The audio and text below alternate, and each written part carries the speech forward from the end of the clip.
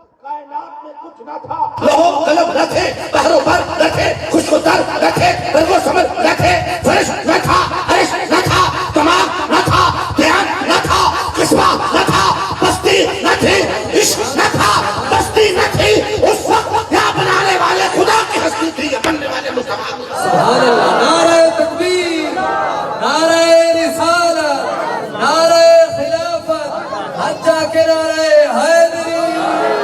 وہ بنانے میں اول، میں بننے میں اول، وہ پڑھانے میں اول، میں پڑھنے میں اول، وہ دینے میں اول، میں لینے میں اول، وہ بنانے میں اول، میں بننے میں اول، وہ بھیجنے میں اول، میں آنے میں اول، وہ خدائی میں اول تھا، میں مصطفی میں اول بنا تھا۔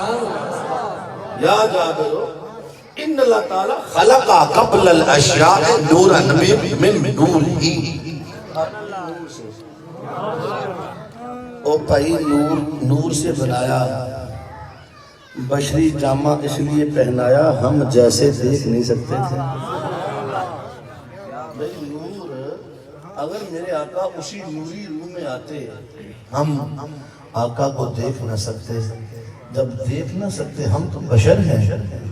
بولیے اللہ تعالیٰ نے بشر کے اندر نور کو رکھا ہے، اس لیے کہ مصطفیٰ تو نے جانا ہے تو ایسے روم میں جا تاکہ تجھے ہم دیکھیں فرشتوں کو دیکھ سکتے ہیں، نورانی مخلوق ہے، اور کبھی جن دیکھیا جائے ناری مخلوق ہے، تم نہ فرشتہ دیکھ سکو نہ جن دیکھ سکو۔ اگر میرے آقا نور کے روم میں آتے کوئی دیکھ نہ سکتا،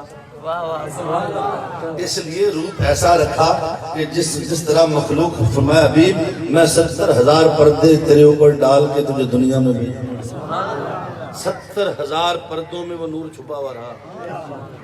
حضرت خواجہ ویسے کرنے کے بعد جب سین عمر فاروق اور علی شیر خدا گئے نا، باتیں ہوئی، جبہ دیا، دعا مانگی، تو پھر خواجہ ویسے کرنے نے پوچھا علی عمر کیا تم نے میرے نبی کو دیکھا؟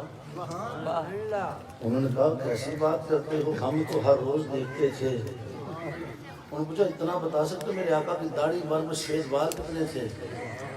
انہوں نے آخیا ویسے اتنا نہیں دیکھا، میں جو تم نے دیکھا وہ تو ایک پردہ ہے، وہ تو پردہ ہے، حقیقت ایک پردہ بھی اٹھ جاتا کائنات جل جاتا۔